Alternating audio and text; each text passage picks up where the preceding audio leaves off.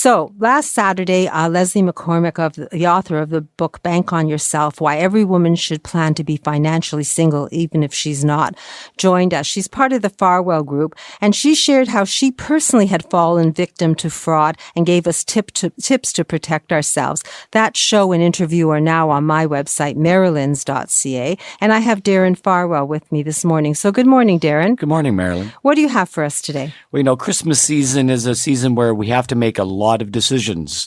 Presents, menus, who the guests are coming over, where we're going to go. And, this feeling of having all of these decisions can be a bit overwhelming. Feeling all of a sudden overwhelmed just by the sheer number of decisions you have to make sometimes is quite normal. But it's certainly something that widows have to do. And what I'm suggesting today is we need to be careful when you have a lot of decisions on your mind, because having too many decisions can result in poor decisions that might be, in fact, bad for your long-term financial health.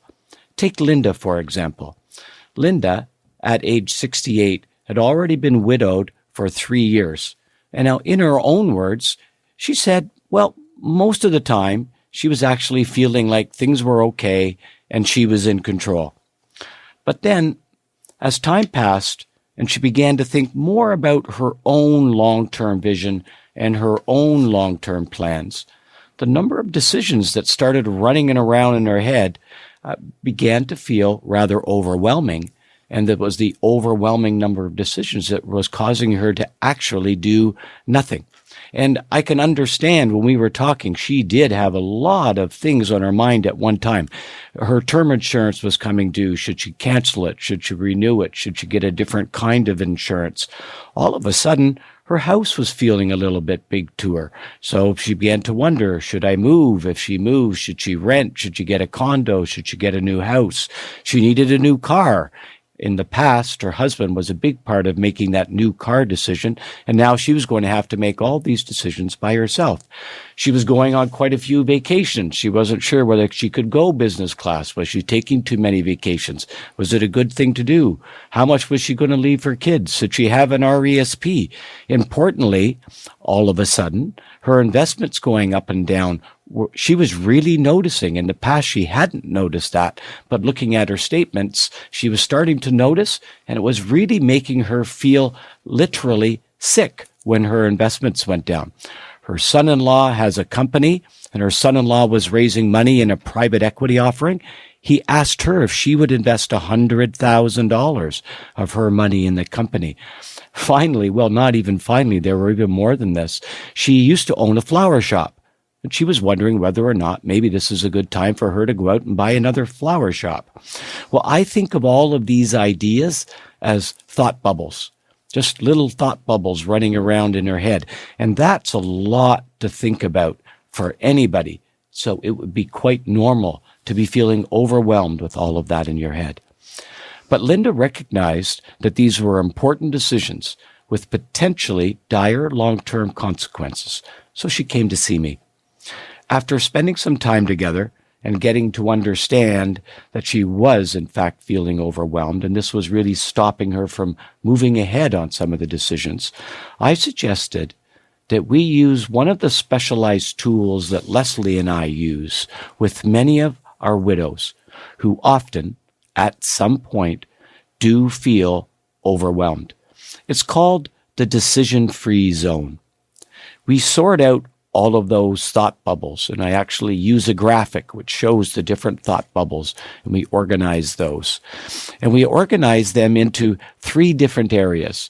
The things that can be done, or more importantly, need to be done right now. The things you can control and the things that need to be done right now. Another group we put in sooner, so these are things that we should get to, but don't need to be done immediately. And finally, later. Things that can be put off while you get to other decisions until later. So we sort into now, soon, and later. And that's called the decision-free zone. The idea is to create some calm by reducing the number of decisions that need to be made now to the minimum. Then you can focus on just those things that need careful, informed thinking right Well, immediately. As it turns out for Linda, her most important now was her investments. Linda was literally losing sleep when the stock market went down, which, by the way, it hasn't very often lately, so we can imagine how Linda might feel if the stock market were to go down significantly, which we all know that someday happens. Linda and her husband had socked away lots of money so she could afford to live with a lower risk for her portfolio. Certainly for now, as she works through her vision and what her plans are going forward, she could afford a little less risk. So we moved her portfolio into alternative investments, a lot less risk, little up and down. It's only going to make 3 to 5%, but that's a lot more than cash and GICs and far more tax efficient. But importantly, again, they don't go up and down with the market.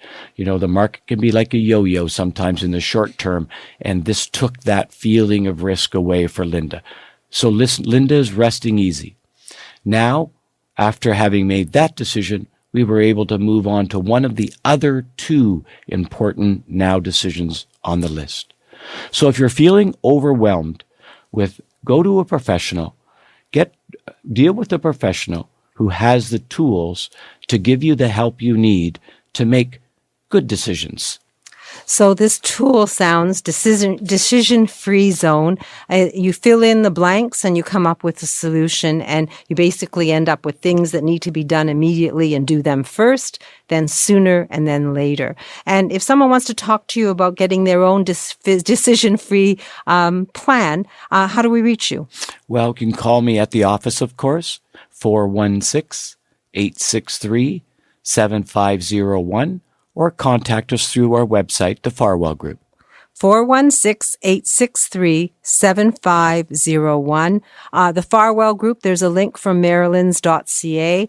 And I have a booklet at my store as well to get you started. So either way, I think you've said, Darren, many times, the worst plan is no plan. So if you're going to make a plan, and this is heading towards the new year, now is the time to act. I think Leslie said, now is the time to act. Don't wait till tax time, because then it's too late. You're waiting for another year. And planning ahead's always the best idea. Thank you. So 416-863-7501. Darren Farwell, the Farwell Group. You don't have to have 20 balls in the air and wondering if they're going to crash on your head. You can actually learn to juggle one at a time and build and cover them with the thought bubbles. Control your thought bubbles with the decision-free zone. Thank you, Darren. And I look forward to learning more from you next week. See you next week, Marilyn. Thank you.